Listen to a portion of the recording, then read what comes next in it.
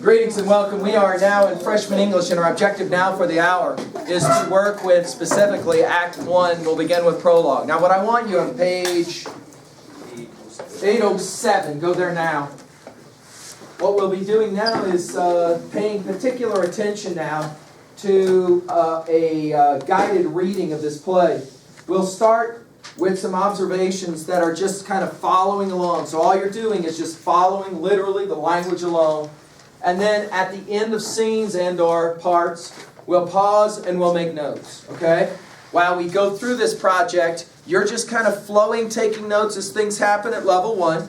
When we pause, making observations, usually level 2, level 3. Those are those observations. Every once in a while, a level 1 observation. Because this is intel you've already listened to one time before. We ought to be able to move pretty quickly at level 1. All right? Please again note, we've got some very disturbing language at the beginning of 1-1. We're going to have two guys. And they're going to be making some observations back and forth about what they will do when they finally, remember we got gang violence basically happening here. What they're going to do, notice not to the men, but to the women. To the women. Watch the powerful sexual violent language that is a part of the opening lines of Romeo and Juliet Act 1, Scene 1. When Leonardo DiCaprio made his Romeo and Juliet film version, they had to cut these lines out of that movie performance because they are so graphic. Pay attention to them and notice how disturbing right away this play of love is. All right?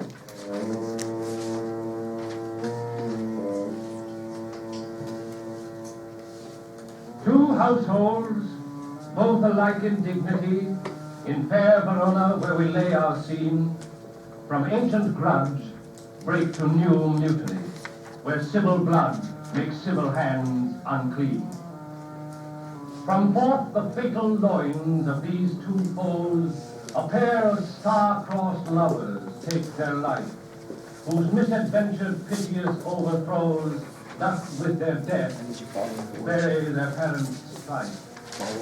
The fearful passage of their death-marked love and the continuance of their parents' rage, which but their children's end naught could remove, is now the 2 hours traffic of our stage, the which, if you with patient ears attend, what here shall miss, our toil shall strive to mend. Page 808 now. We move on to 1-1.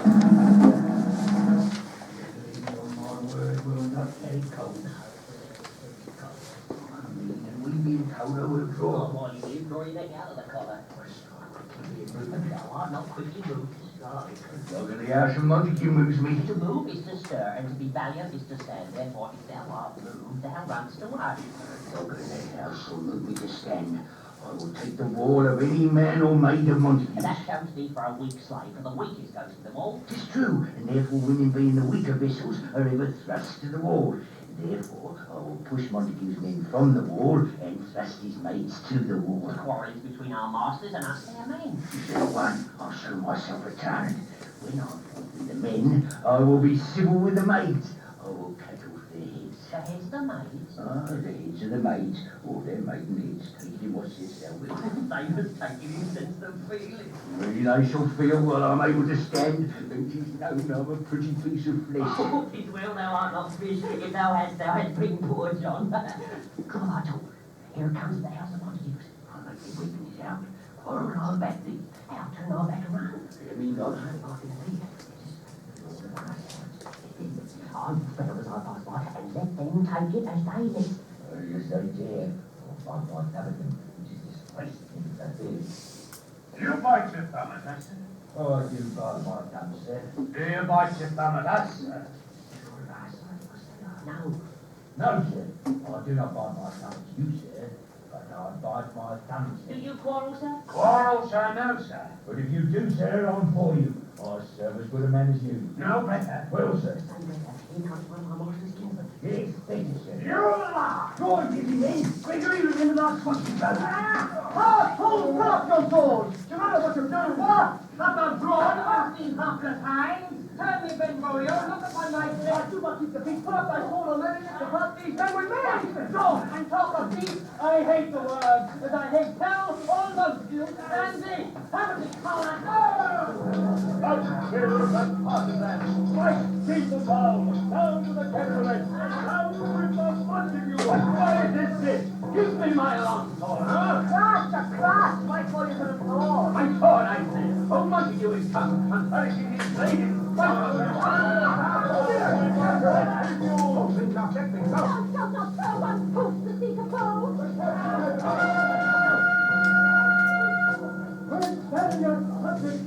Enemies will be. Your failures of this neighbor. I have seen you. Women here. What ho, you men, you thieves! And quench the fire of your malicious rage with purple fountains issuing from your veins.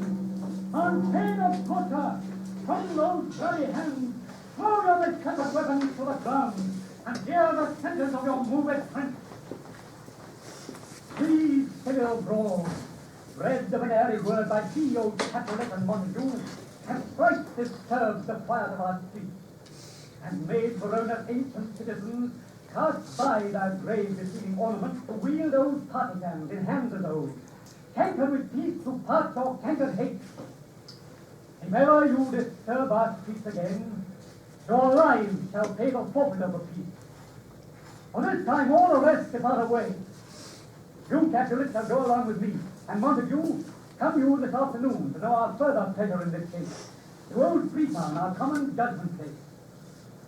Once more, on pain of death, all men depart. I want to point out a couple of quick things for you here. Notice that this play will begin with violence. Now, you've done some reading already in Greek mythology and the story of the Troy tale. The story of the Iliad is a story of violence, of fighting, of war. And you have similar kinds of beginnings to this play about love. But I want you to jot down in your notes real quickly, why do they fight? Be specific and then be general. Why do they fight? You're going to have on stage, you're going to have all these cats like jacking each other with swords and stuff. But why? What is it that causes this? Do you get any sense of it at all? Go back to the prologue if you need to kind of understand what that two households, both alike in dignity, and fair Verona, where we lay our scene, from ancient grudge, break to new mutiny, and all of that. What's going on? Does anybody have a sense of it? Like, what's going on? What causes the fight, literally? A bad gesture, right? What is that? Biting of the thumb. It's like today's giving the finger. In other words, it's an insult, right? Notice, though, the guy asked, did you bite your thumb at me? No, but I bit my thumb. What's going on here? Why isn't that he just says right back, yeah, I did it. What are you going to do it? Why didn't he do that? Because the law's not on his side. You got it. It's an issue of this has happened before. That we want to write down. In other words, this ain't brand new. What we've got is family grudge between two families. The Capulets, the Montagues do not like each other. Why? This is really important. Why? Come on, Shrive, why? Why don't these two families like each other? Why do they hate each other's guts? Shrive's got that look like, I don't know. I need to know a specific. From the play, why do they hate each other's guts? Does anybody know? You don't know. This is huge. You don't know. And you never do know. In fact, are you ready for this? The people in the Capulets and the Montagues' house don't even know. At no point in the play are we ever told why these two groups hate each other's guts. But Shakespeare wants to make it clear there are people who will die in this opening scene. That shows you how much they dislike each other, right? But they've been warned before, don't start this business, and so they have to kind of like, act like it was the other guy who started it. You know how that works? So, for example, you have a situation where guys are walking down the hall, they bump into each other, they don't like each other, bump into each other, but they know videos are running, right? They know that sooner or later they could get called in Inquisition time, so they want to make it appear like the other one is the one who started it. Because that's going to be one of the ultimate questions is, who started this actual fight? Got me? So you're going to have the back and forth linguistically first, then the violence starts. Did you notice that? And in fact, this seems to mirror a lot of guy culture. Have you noticed this? Normally, guys don't just start wailing on each other. They do one of those. Are you looking? You talking? Then you got to invade personal space. Then there has to be the talk that escalates into yelling.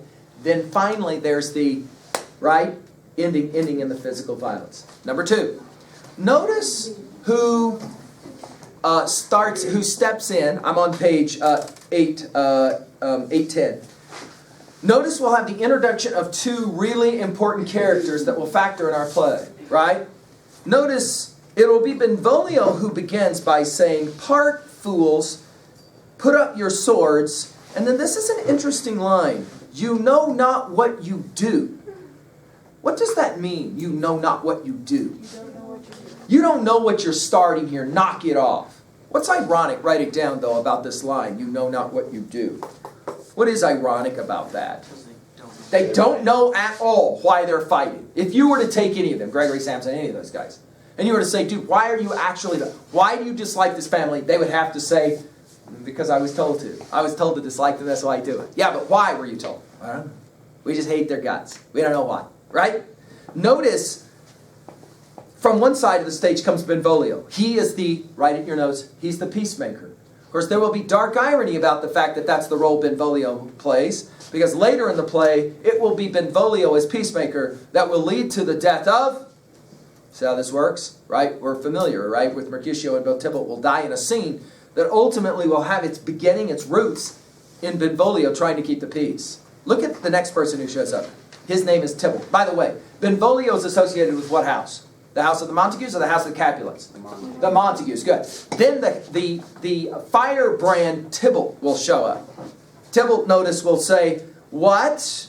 He's speaking to Benvolio, the peacemaker. "What? Art thou drawn among these heartless hinds?" What is a hind? Dog. Do you have a sense of it? So you can even see your little note there on the side. See your little sidebar. He calls them a female deer, which means what? To call him a heartless hind means what? What is the insult Tybalt will give to Benvolio? "You are a wimp." Right, you're a wimp. "Oh, really? You can pull your sword and start pretending like you're fighting with these guys that you can easily defeat." Notice he continues, "Turn thee, Benvolio, and look upon thy death." Whoa! Why would Shakespeare have him say death? What's it tell the audience about this grudge?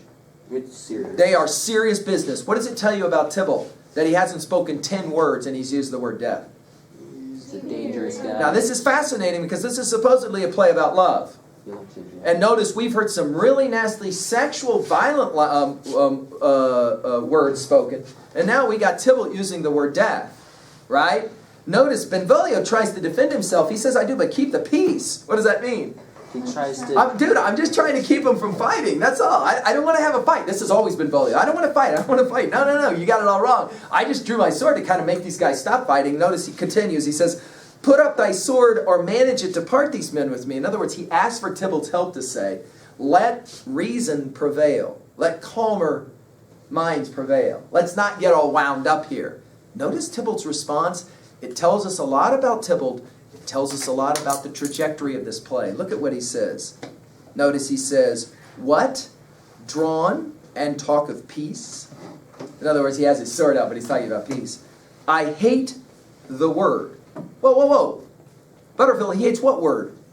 The word peace. Look at what he says. "I hate the word, as I hate hell, all Montagues, and thee." Whoa, put it in your notes. What's this tell us about this cat right away? What do you want to say about Tybalt right away? Do you got a good adjective for him? What's a good adjective for Tybalt? Fiery. He is fiery. He is fiery. Keep going. Hot-blooded. Sorry? Hot-blooded. He's very hot-blooded, isn't he? What does it mean to say, "I hate peace"? What does that say about him? Sadist. He is extremely violent. He likes violence. He wants fighting, and in fact, he will be, every time he shows up, negative energy will follow him like a terrible wave. Okay? Then notice who shows up. Who does keep the peace? You got a prince who steps in. The prince will say 2 things. "I've had enough of this foolishness," and then what does he say secondly? To continue the theme of death. "If this happens again, what?" Die. Some people are going to die. I will put some people to death over this, which tells you what, if you're a new viewer to this play, it tells you what about the Capulets and the Montagues. This is not a dance, brand new dance, right? This is a very old dance. They've been doing this violence thing for a long, long time, right? We think, of course, in American traditions, the most famous grudge rivalries are probably the Hatfields and McCoys. Families that just kill each other for no reason other than they kill each other. They just hate each other. You got the same project happening here, don't you? Now I'm on page 811. As soon as the prince is done, you're going to have Montague speaking with Benvolio, right? Who is Montague? Let's make sure we understand our characters here. The king. Who is Montague? The leader. He is the father of who? His house. Yeah. He is the father of Romeo. It's Romeo's father, right? Father of Romeo, mother of Romeo are going to be a part of this conversation. And the obvious question to Benvolio is, can you report what happened? Tell me what happened exactly. What's interesting is that Benvolio will give a pretty decent kind of summary of what happens. Watch these lines. Excellent quarrel you approach. Speak, nephew, were you by when it began? Here were the servants of your adversary and yours, close fighting their at approach. I drew the past them. In the instant came a fiery Tybalt with his sword prepared, which as he breathed defiance to my ears, he swung about his head and cut the winds, for nothing hurt when all hissed him in scorn. While we were interchanging thrusts and blows, came more and fought on part and part, till the prince came who parted either part. It's interesting that the adjective fiery is actually used, and Seidel suggested that as an adjective. Let's remind ourselves there is a kind of warrior type in Greek mythology that we always equate with this kind of fiery temperament that Tybalt is going to represent. Who is it? I'll give you a hint. Is it Odysseus or is it Achilles? It is Achilles. Let's put it in your notes. And this is why we study one thing to study something else. Tybalt is the Achillean figure. Oh yeah, in this play there's going to be another one, huh? And his name is what? Aptly named. What? What is his name? The other Achillean figure in our play. He's the cat who always wants to fight too. And ultimately, of course, the two will have to meet. We know that inevitably they will meet. It is Mercutio, isn't it? Of course, we get our word... We know that the word is etymologically from Mercury, right? That is to say, fiery hot. Of course, the next question is going to be, well, it's a mama, right? So our question is going to be, where was Romeo? Significant. Romeo's mentioned for the first time as being absent from the fight. Romeo's a lover. He is no fighter. He doesn't like fighting. He likes to sit in the woods and sigh and cry because the girl won't respond to his texts. Follow. Saw you him today? Right glad I am he was not at this prayer. Now this is interesting. This is the first question and the first mention of Romeo. Notice it's the question, where is Romeo? You'll want to write this in your notes. This is a question that keeps coming up over and over again. You know the famous lines. Romeo, Romeo, wherefore art thou Romeo? This is famous in this play. We're always asking where Romeo is. As a matter of fact, when you look at the number of minutes that Romeo spends on stage, very few. You don't actually see him very much. People are always asking about him. Where is Romeo? Notice, saw ye him today. Where is he? Romeo is a loner. He's a poet type. He likes to spend time all by himself. He's kind of morose. He's kind of sad. He's the kind of guy that likes to sit and... right? Notice, Mama says, I'm really glad he wasn't a part of all of this. What does it tell you about his mom? She thinks he's... What does it tell you about his mom? She says, I'm really glad he wasn't around. What do we call those kinds of moms with their voice? Do you know this? The overprotective mother, right? In other words, she's worried about her boy. Notice, Romeo. An hour before the worshipped sun peered forth the golden window of the east, a troubled mind drave me to walk abroad, where, underneath the grove of sycamore that westward routed from the city's side, so early walking did I see your son. Towards him I made, but he was ware of me, and stole into the covert of the wood. I, measuring... Pardon the interruption, just a couple of announcements to end our day prior to parent-teacher conferences. We got a note in